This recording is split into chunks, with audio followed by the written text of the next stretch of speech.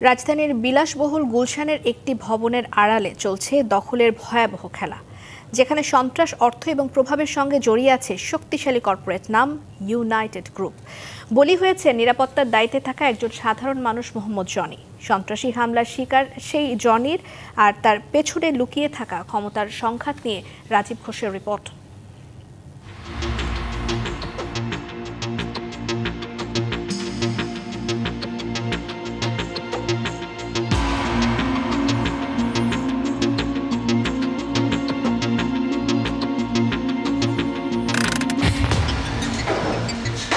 রাজধানীর ১০০ ফিট সড়কের নয়াবাড়ি এলাকা। মোহাম্মদ জনি মাকে নিয়ে জীবনযাপন করছেন। ১০ মিনিট একা দাঁড়াতে পারেন না, এমনকি একা হাঁটতেও পারেন না।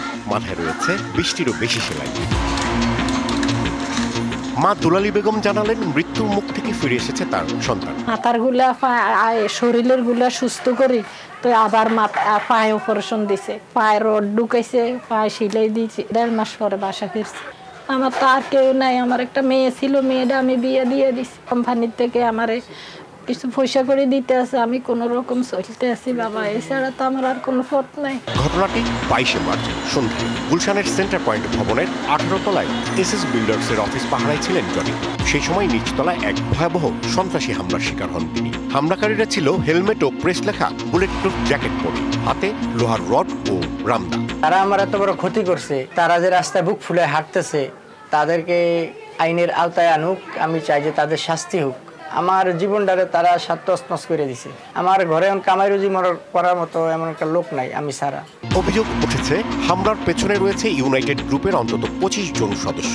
এসএস বিল্ডার্স বলছে, টাকা পরিশোধের পরেও ফ্লোর বুঝিয়ে না দিয়ে বরং দখল নিতে মরিয়া হয়ে উঠেছে ইউনাইটেড গ্রুপ।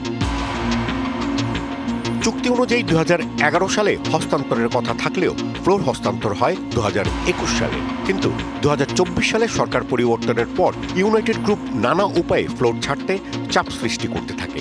কখনো বিদ্যুৎ বিচ্ছিন্ন, কখনো পানির লাইন, এমনকি লিফটের ১৮ তলার বোতামটিও বন্ধ করে রাখা হয়েছে। এটার বিষয়ে কেন এমন গরমিল হচ্ছে বা কার নির্দেশে কে বা কারো পিছনে এটা ইঙ্গিত দিচ্ছে, এটা আসলে আমরা বুঝতে পারতেছি না। তাই আমরা এই বিষয়টা খুব গুরুত্বভাবে আতঙ্কে আছি যে আসলে এটা কি একটা পর্যায়ে দাঁড়াবে, কি একটা সলিউশন হবে। ইউনাইটেড গ্রুপের শেয়ার হোল্ডারদের ন্যাপচুন ল্যান্ড ডেভেলপমেন্ট লিমিটেড নামে আরও একটি কোম্পানির তথ্য পাওয়া গেছে। সেই কোম্পানিতে এসএস বিল্ডার্সের পারিবারিক সদস্য হেলাল ইসলাম খানের ৫% শেয়ার অন্যান্য শেয়ার হোল্ডাররা জোরপূর্বক নিয়ে নেয়। এই শেয়ারের ভর্তুকি এবং নির্ধারিত সময়ের ১০ বছর পর হওয়ায় ক্ষতিপূরণ বাবদ গুলশানের ১৮ তলার পুরো ফ্লোরই বরাদ্দ পায় এসএস বিল্ডার্স। এসব নিয়ে কথা বলতে ইউনাইটেড গ্রুপের ২ কর্মকর্তা টেলিফোনে ডিবিসি নিউজকে জানান, তাদের বিরুদ্ধে মামলা করেছে এসএস বিল্ডার্স, নিয়মিত আদালতে যাচ্ছেন। আমি বলতে পারবো না, কারণ এটার সাথে no way I am connected. আমাকে ভুলভাল নামে কেস দিয়ে রাখছে হেড অফ সিকিউরিটি হিসেবে। আমাদের সাথে তো ঝামেলা নাই, ঝামেলা হচ্ছে মানে ইউনাইটেড গ্রুপের সাথে এসএস বিল্ডার্স এর ঝামেলা। আমরা তো এমপ্লয়ি, নাম্বার 1। নাম্বার 2 হচ্ছে এটার জন্য উপযুক্ত কথা বলার জন্য হচ্ছে আইদার লিগ্যাল ডিপার্টমেন্টে আপনার সাথে আপনি কথা বলতে হবে, অর এলস আমাদের ব্র্যান্ডিং মানে যারা করে নিউজ রিপোর্টারদেরকে হ্যান্ডেল করে, আমি ওনার দিয়ে দিতে পারে, ওনার সাথে কথা বলতে হবে। বেশ কয়েকটি সংস্থার তদন্তে উঠে এসেছে, ইউনাইটেড গ্রুপ আওয়ামী লীগ সরকারের সময় শুধুমাত্র কুইক রেন্টাল প্রকল্প থেকেই ক্যাপাসিটি চার্জের নামে ৭৮৮০ কোটি টাকা আদায় এবং ১২৬০ কোটি টাকার কর ফাঁকির অভিযোগও রয়েছে জাতীয় রাজস্ব বোর্ডের কাছে। এমনকি তাদের পরিচালকদের বিরুদ্ধেও রয়েছে প্রায় ৪০ কোটি টাকার কর ফাঁকির তথ্য। অভিযোগ রয়েছে, থানা পুলিশও ইউনাইটেড গ্রুপের পক্ষে কাজ করছে।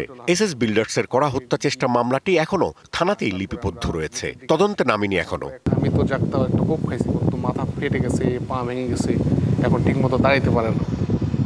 তো ওর জীবনটা পুরো একটা বাজে অবস্থায় চলে গেছে। আমি যখন মামলা করি, বাদী হয়ে মামলা করলাম, তো পুলিশ আমার সাথে কেউ সেরকমভাবে এখনো কোনো যোগাযোগ করেনি যে মামলা কি পর্যায়ে বা আমাকে কি করছে বা কেনই বা আমি মামলা করলাম, এই বিষয়ে কোনো কিছু আমাকে জিজ্ঞাসা করেনি এখন।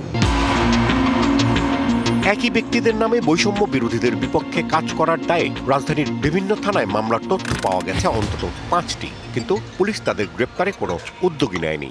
মামলার যে ফলাফল সেটা অবশ্যই আমরা বাদীকে জানাবো। মামলার প্রয়োজনে যদি তদন্তের স্বার্থে কোনো সময় বাদীর সাথে কথা বলা প্রয়োজন হয় বা বাদী যদি কোনো সাক্ষী উপস্থাপন করতে চান, সেক্ষেত্রে অবশ্যই বাদীর সাথে যোগাযোগ করা হবে। মামলাটি বর্তমানে তদন্তাধীন আছে, এটুকু আমি বলতে পারি।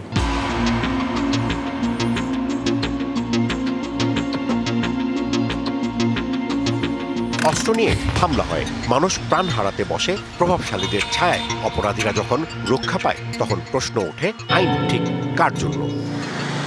Rajib Ghosh, DBC news, Dhaka.